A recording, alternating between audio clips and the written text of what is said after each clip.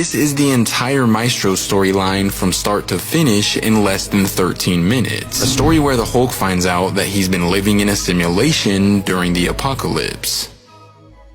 Hulk was convinced that he had finally obtained his dream life. He had gained full control over himself after merging all of his Hulk personalities together. He was married to Betty Ross, and he even had 2 kids with her named Thaddeus and Rick. But one day, while at the dinner table, something weird happened that didn't sit right with him. For some reason, when Betty told their sons to stop playing around because their food was getting cold, Thaddeus said that they didn't have to listen to her because she was dead. And when he said that, Betty didn't really care. She just kept repeating herself and saying the same phrases over and over again. But Bruce was like, "Betty, what's going on? Why did Thaddeus just say that? Why did Thaddeus just say that you're dead?" And for some reason, Betty wouldn't answer him, and then she started repeating an error code. Bruce thought she was like losing her mind or something, so he walked over to her and tried grabbing her, but immediately upon doing so, things went black, and then all of a sudden Captain America showed up, stating that Mysterio was playing a trick on them. But Bruce was confused because he was like, "Mysterio? That doesn't make any sense. When has Mysterio ever attacked the Avengers?" Shortly after that, everything went back to normal, but things still weren't adding up to Bruce, so he decided to go outside to catch some fresh air, despite Captain America strongly advising him not to. But upon stepping out of the house, he wound up in some sort of circuitry control room place. And then yet again, everything went back to normal, but somehow Cap and the Avengers were standing right in front of him. So Bruce was like, "Okay, this doesn't make any sense. You were just behind me, Cap. How are you here now?" But Cap denied being behind him and then kind of tried making it seem like Bruce was going crazy,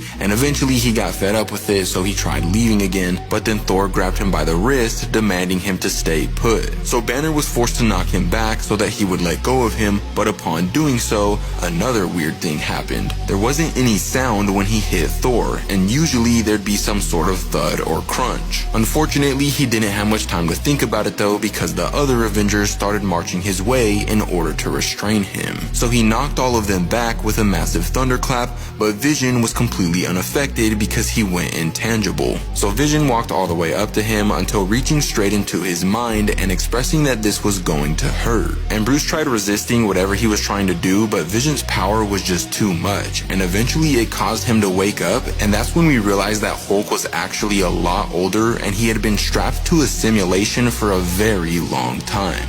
After Hulk realized that he had been living in a simulation, he broke out of the machine that put him there, wondering how long he had been living like that. Immediately after, he was approached by a lady with a little boy, telling Bruce to calm down because she knew he had a lot of questions. But Bruce completely ignored her and then tried taking her son because he thought it was his son Rick, the son that he somehow had with Betty Ross. Anyways, after that, he was approached by a bunch of AIM soldiers, demanding him to freeze unless he wanted them to open fire. And Bruce didn't think their weapons were strong enough to hurt him, so he didn't take their orders seriously. But that was obviously a huge mistake because their weapons actually packed a massive punch and were strong enough to send him crashing into a door. Bruce then slammed the ground beneath him as hard as he could, only to end up even deeper in the facility, where he discovered that he wasn't the only one living in a simulation because Vapor and Abomination were there, hooked up to the same machines that he was hooked up to. Moments later, the AIM soldiers tracked him down, so he tried blitzing them, but it was completely useless because they had some sort of force field that was protecting them. He was then blasted by yet another huge beam of energy, but it didn't come from the soldiers. It actually came from none other than MODOK. Hulk's immediate reaction was to ask him what happened to everyone. Where was Betty and his friend Rick? And according to MODOK, they were long dead. Bruce then attacked him because he assumed that he was the one responsible for killing them, but what was weird was that MODOK didn't try fighting him back, and he even welcomed Bruce to kill him, expressing that he would be doing him a favor. And if life was so bad that the villains didn't even care whether they lived or not, then something was up, and Bruce had to figure it out, so he took a step back and asked how they died. MODOK then revealed that World War III was the cause of their death, them and everyone else. A terrorist group set off nuclear weapons in both the United United States and Russia, and convinced both countries that the other country was responsible. After everything was all said and done, 60% of humanity was completely wiped out, and then years later, another terrorist group calling themselves the Black Scythe unleashed poisonous gas all throughout the world, which lowered its population even more. So MODOK and AIM took Bruce and the others underground to preserve them in simulations because their bodies benefited from radiation, which could possibly help aid their survival. But honestly, at first, Bruce didn't believe that what MODOK was telling him was true. So he went to go check it out for himself, only to discover that MODOK wasn't lying at all. The world was a complete wasteland and there wasn't any humans around. But he wanted to see how bad it truly was, so he journeyed all across the earth. There wasn't really anything in the cities except destroyed buildings, and there wasn't really anything in the forests except dead animals. But during his travels, he discovered that some people were actually still alive. And in this underground facility, he was told by Machine Man that New York was actually a fully functioning city called Dystopia now. And it even had a ruler who went by Maestro that everyone described as a god. And Hulk was like, you know what, I gotta go there and I gotta meet this Maestro dude. So he went there, and upon his arrival, this minister dude escorted him directly to the throne room because apparently Maestro wanted to see him. And that's when Bruce discovered that the Maestro was actually freaking Hercules. After Hulk discovered that Hercules was the Maestro, Hercules kinda greeted him with hospitality, expressing how glad he was to see him and then stating that he was always his favorite. And Hulk was kinda confused because what did he mean he was his favorite? His favorite what? And Hercules was like my favorite sparring partner,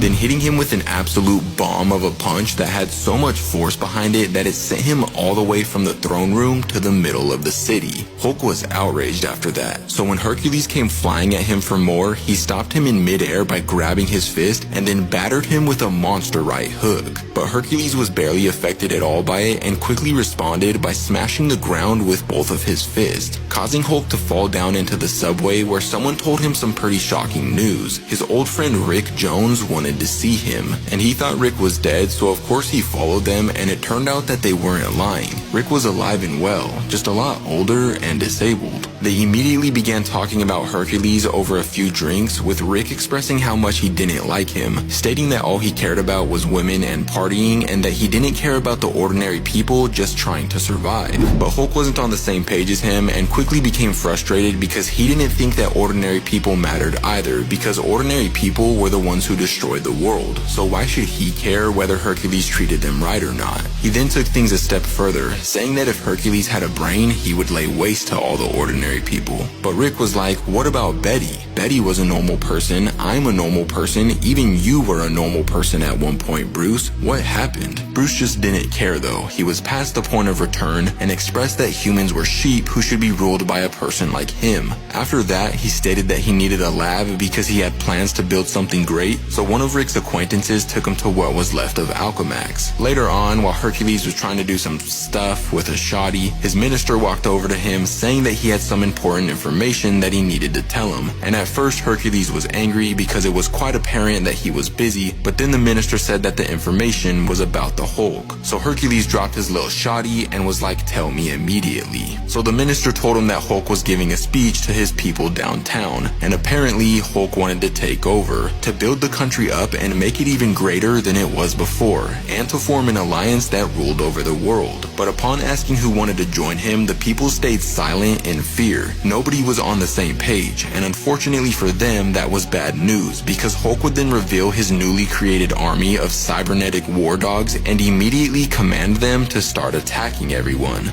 Hulk built an army of cybernetic war dogs to take over the world, but he was put to a stop when Hercules destroyed his entire army and then bested him once again. At one point, Hercules literally threw him up into the air, grabbed him by his green fungus foot, and then started slamming him onto the ground back and forth, the same way that he slammed Loki into the ground in the first Avengers movie. Bruce then tried responding by tackling Herc onto the ground, but Hercules was like, nah, I'm Big Herc, boy. So he picked Bruce up into the air, smashed him into the concrete face first, sweet chin musicked him across the entire city, and then relentlessly mollywopped him over and over again until Hulk tapped tapped out. Like Hulk literally just gave up, and Hercules thought they were cool after that, so he invited Hulk over to the palace for some drinks and women. But Hulk was like, nah man, I don't deserve it because I insulted and attacked you, but I'll return at some point in the future and make amends with you. And Hercules was glad because he genuinely liked Hulk's company, but Hulk's old best friend Rick Jones knew that this wasn't going to end well and expressed that Hercules was definitely gonna die soon because Banner wasn't the type to give up.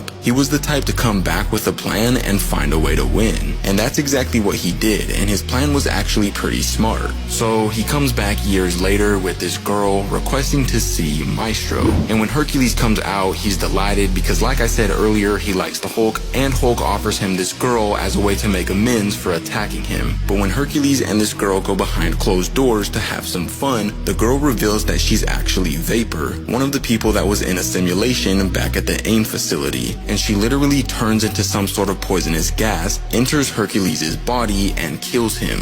Immediately after that, Hulk steps in, and it's clear that he's tricked her as well because he uses some sort of freeze ray to freeze her and then orders his men to bury her shattered fragments all around the kingdom so they could never reintegrate. And at that point, Hulk's like, okay, cool, my plan's working. I killed Hercules, I'll lie to all of his people about the cause of his death, and then we'll have a ceremony for him, and during that ceremony, I'll announce myself as the new leader. But during this ceremony, things didn't go the way he expected because he was forced to bring out his war dogs when the people objected to his leadership, and then Hades allowed Hercules to come back from the freaking dead to get his revenge. So yet again, him and Hulk got into another massive brawl, and yet again Hercules had the upper hand for most of the fight. But then, while lifting Hulk above his head, Hercules' minister blasted him with a giant cannon to end him once and for all because he never really liked him in the first place. Then Hulk tries going after his old friend Rick because during his fight with Hercules, one of Rick's acquaintances attacked him. But when he got to Rick's underground facility, it was booby-trapped with explosives and Rick was gone. So long story short, he got blown up, but he was strong enough to withstand the impact, and then after that, he finally officially announced himself as the new Maestro while sitting on Hercules' old throne. And sadly, that's where Maestro's origin story comes to an end, but if you want more stories like this in the future, let me know in the comments down below.